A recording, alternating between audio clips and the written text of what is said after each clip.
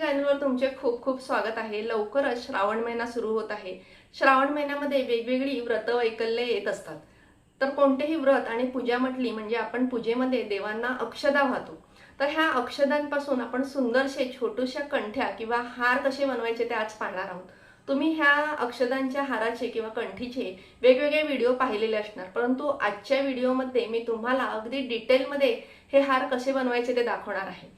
ह्यासाठी कोणत्या प्रकारचा तांदूळ वापरायचा, तो कसा निवडायचा, त्यांना रंग कसा द्यायचा, तसेच ह्या हारासाठी कोणता धागा वापरायचा म्हणजे कंठी सुंदर होते, हे सगळं मी तुम्हाला डिटेलमध्ये सांगणार आहे। तर चला पाहूया। तर बघा, आपण बासमती तांदूळ वापरून ही कंठी बनवणार आहोत। तर बासमती तांदूळ घेताना शक्य तितके लांब तांदूळ बघायचे आहेत। बासमती तांदळाचा रंग आहे तो थोडासा किंचितसा असा लालसर असतो। तर जितका तुम्हाला शक्य होईल तितके शुभ्र घेण्याचा प्रयत्न करा। माझ्याकडे जे आहेत तेच मी आता वापरणार आहे। तर हे बासमती तांदूळ घेताना जुने घ्यायचे आहेत, म्हणजे ते जरा टणक असतात। नवीन तांदूळ हा हाताने तुटतो।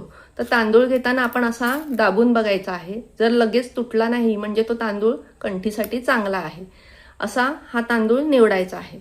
तसेच बासमती तांदूळ आणल्यानंतर आपल्याला ते वेगवेगळ्या रंगामध्ये रंगवायचे आहेत। तर चला आता आपण पाहूया फायनली ह्याला रंग कसा द्यायचा। तर सगळ्यात पहिले आपण अक्षदांना रंग कसा द्यायचा तो पाहूया। कोणताही व्हिडिओ तुमच्यापर्यंत आणण्या अगोदर मी वेगवेगळे प्रयोग करून पाहते आणि योग्य पद्धत तुमच्यासमोर आणत असते। तर अक्षता वेगवेगळ्या पद्धतीने मी भिजवून पाहिल्या आणि कोणत्या पद्धतीने अक्षदा तयार केल्यानंतर त्या अक्षदा टणक राहतात किंवा तुटत नाही ते मी पाहिलं आणि मगच हा व्हिडिओ तयार केला। तर मी 3 प्रकारे ह्या अक्षदा भिजवलेल्या आहेत। तर पहिली पद्धत ही, हे तांदूळ तुम्हाला थोडेसे फुललेले दिसत आहेत बघा, कारण हे दोन्ही प्रकारचे तांदूळ हे थोड्यासा पाण्याचा वापर करून मी जसं आपण अक्षदा भिजवतो त्या पद्धतीने भिजवलेले आहेत।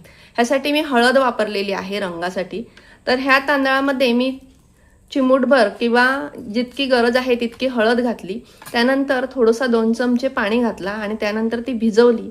नंतर ती चाळणीत काढून फॅनवरती टिश्यू पेपरवरती सुकवून घेतलेली आहे। आणि ह्या अक्षदांसाठी सुद्धा मी पाणी वापरलेलं आहे, पण ह्याच्यामध्ये 2 चमचे पाणी न घालता फक्त हात पाण्याने ओला केला आणि त्या तांदळाला फिरवला हळद लावून।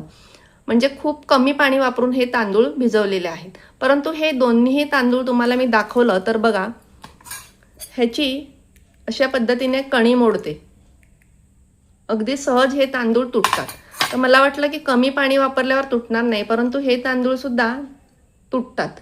म्हणून मी काय केलं, अजून एक प्रयोग केला आणि तो यशस्वी झाला। आणि हे तांदूळ बघा, मी पाणी न घालता ह्याला रंग दिलेला आहे। तर हे अगदी टणक आहे, ते बघा कितीही मी दाबलं तरी हा तुटत नाहीये, म्हणजे अगदी टणक राहिलेले आहेत आणि रंग सुद्धा एकसारखा छान आलेला आहे आणि चकाकी सुद्धा आलेली आहे। तर चला, लाल रंगाच्या अक्षदा तुम्हाला मी पाणी न घालता कशा काय तयार करायचं ते दाखवते।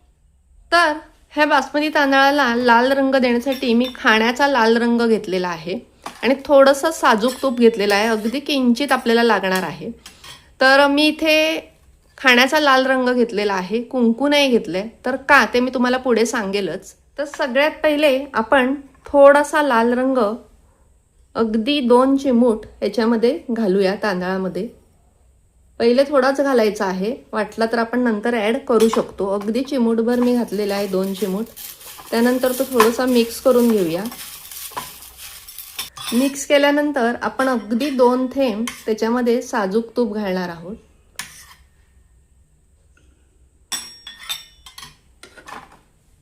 आणि पुन्हा सारखं ते मिक्स करून घेऊया। हळूहळू तांदळाला रंग येत जाईल। तुम्ही लिक्विड कलर सुद्धा ह्यासाठी वापरू शकता खाण्याचा, परंतु मी शक्यतो सांगेल की पावडर वापरा, म्हणजे पाण्याचा अंश त्याच्यामध्ये अजिबातच येणार नाही। हे बघा, हळूहळू रंग यायला लागलेला आहे।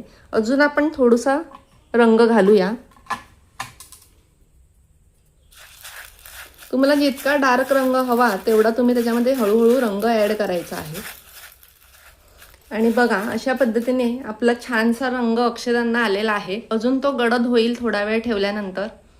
तर बघा, 5 मिनिटांनंतर छान एकसारखा त्या अक्षदांना रंग आलेला आहे। आता आपण ह्या अक्षदा आहेत त्या टिश्यू पेपरवरती काढून घ्यायच्या आहेत, म्हणजे त्याच्यामध्ये जे तूप आहे ते सुद्धा टिश्यू पेपरमध्ये शोषलं जाईल।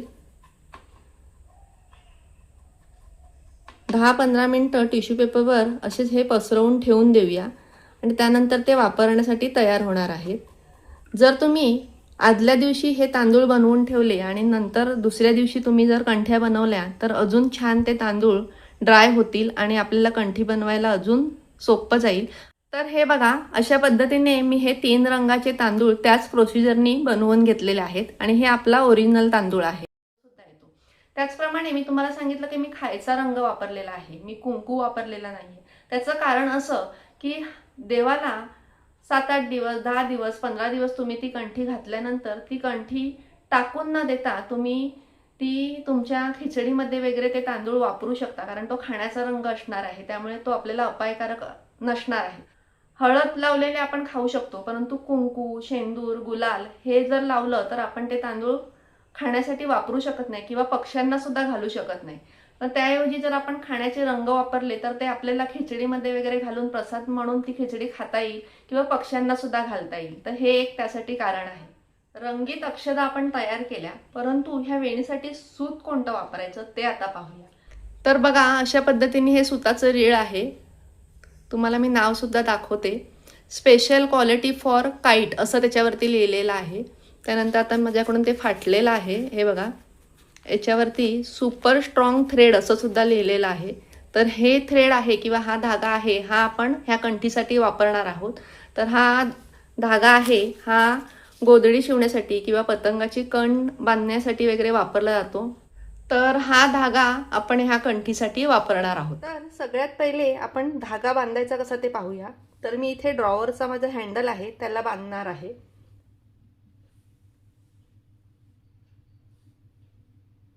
अशा पद्धतीने थोडंसं जास्तच सूत घ्यायचं आहे. जरी आपली वेणी लहान असली तरी सूत जास्त घ्यायचं आहे, म्हणजे आपल्याला मागे पुढे बांधण्यासाठी ते सोडता येईल. त्यानंतर आपल्याला तो धागा कट करून घ्यायचा आहे. आता कट केल्यानंतर आपण इकडे गाठ मारून घेऊया.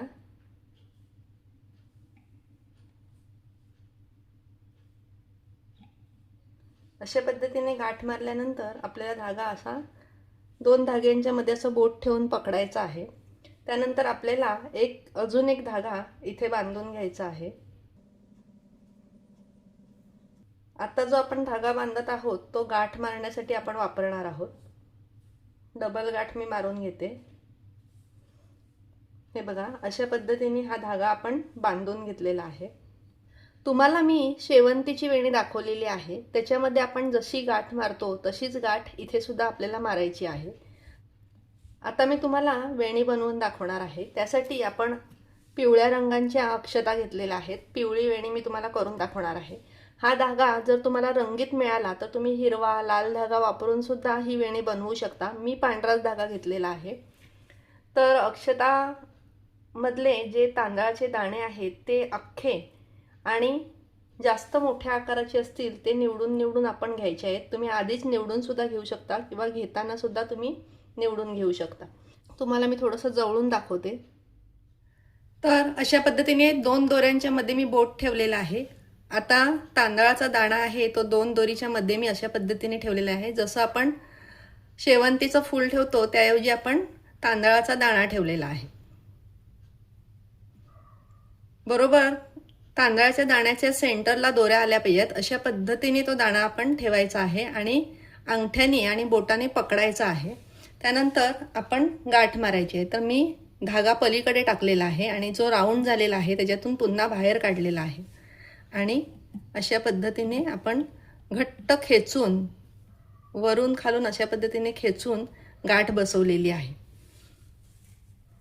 तुम्हाला शेवंतीच्या वेणीचा व्हिडिओ पाहिला तर ही गाठ व्यवस्थित कळेल. तरी आताही मी तुम्हाला व्यवस्थितच सांगण्याचा प्रयत्न करते. बघा, मी दुसरा दाणा ठेवलेला आहे. त्यानंतर धागा वरून टाकलेला आहे. त्यानंतर हा जो राऊंड झालेला आहे त्याच्यातून तो धागा पुन्हा पलीकडे काढलेला आहे आणि दाण्याच्या जवळ आल्यानंतर दाणा व्यवस्थित आहे का सेंटरला ते पाहून मगच आपण गाठ फिक्स करायची आहे. जर वेडावाकडा बसला तांदळाचा कण तर काय होईल, आपली वेणी चांगली दिसणार नाही. तसेच आपल्याला गाठ खेचताना जर तांदळाचा दाणा आहे तो तुटला तर त्याच वेळेला काढून घ्यायचा आहे आणि दुसरा बसवायचा आहे. ती गाठ बसवून किंवा गाठ सोडवता आली तर सोडवून घ्यायची आहे. नाहीतर काय होईल की सर्व वेणी झाल्यानंतर मधले दाणे निघाले तर ती वेणी चांगली दिसणार नाही. त्यामुळे अगदी शांतपणे पेशन्स ठेवून घाईगर्दी न करता ही वेणी बनवायची आहे. तर आता आपण तिसरा तांदळाचा दाणा ठेवूया आणि मी सांगितल्याप्रमाणे पुन्हा तशीच गाठ मारूया. जवळ आल्यानंतर गाठ फिक्स करायच्या आधी व्यवस्थित आहे का सर्व हे पाहून मगच गाठ फिक्स करायची आहे. हे बघा, अशा पद्धतीने आपल्याला एक एक तांदळाचा दाणा विणत जायचा आहे. आणि अशा पद्धतीने आता मी ही पूर्ण अक्षतांची वेणी किंवा कंठी तयार करणार आहे.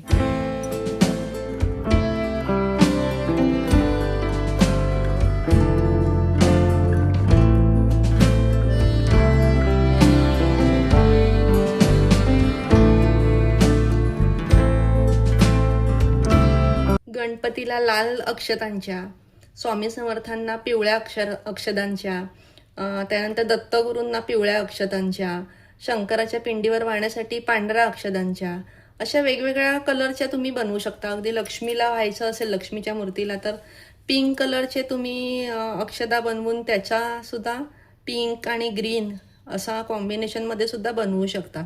अतिशय सुंदर दिसतात. तर बघा, अशी छानपैकी ही विण तयार होत आहे. बघा, मागून पण बघा,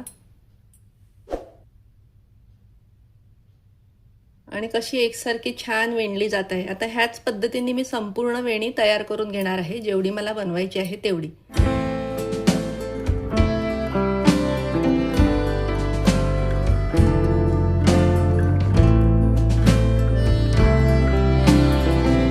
तर बघा, अशा पद्धतीने इतकी मोठी माझी ही कंठी तयार झालेली आहे. एखाद्या छोट्याशा मूर्तीला छान बसेल इतकी ही साईज आहे. आणि आता माझा हे धागासुद्धा संपलेला आहे, त्यामुळे आता मी इथेच थांबवणार आहे ही. तर अजून एक एक्स्ट्रा गाठ 1-2 आपण मारून घेऊया शेवटी.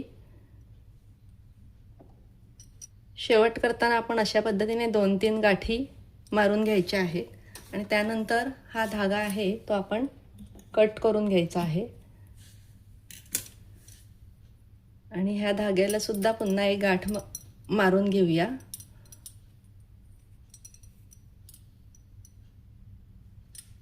आणि एक्स्ट्राचा धागा कट करून घेऊया. वीण आहे आणि ही मागची वीण आहे. साखळीसारखी अशी मागून येते, छान दिसते अगदी.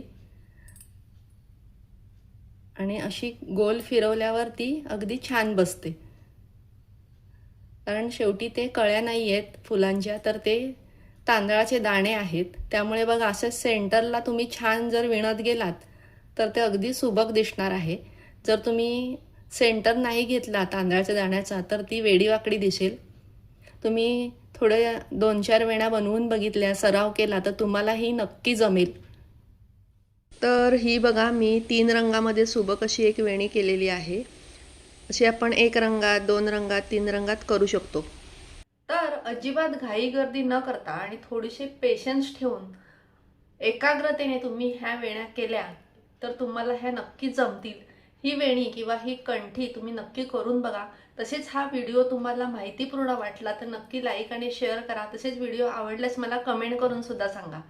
अर्पणा मात्री चॅनल तुम्ही पाहता, परंतु तुम्ही सबस्क्राईब केलं नसेल तर सबस्क्राईब करा. बाजूला बेल आयकॉन असते ते सुद्धा नक्की प्रेस करा, म्हणजे माझ्या सर्व नवीन व्हिडिओचे नोटिफिकेशन तुम्हाला लगेच मिळेल. तसेच माझा इथे फोटो आहे, ह्या फोटोवर तुम्ही क्लिक केलं तर तुम्हाला सबस्क्राईब बटन सुद्धा मिळेल. स्वस्थ राहा, सुरक्षित राहा आणि खात राहा. बाय फ्रेंड्स, नमस्कार.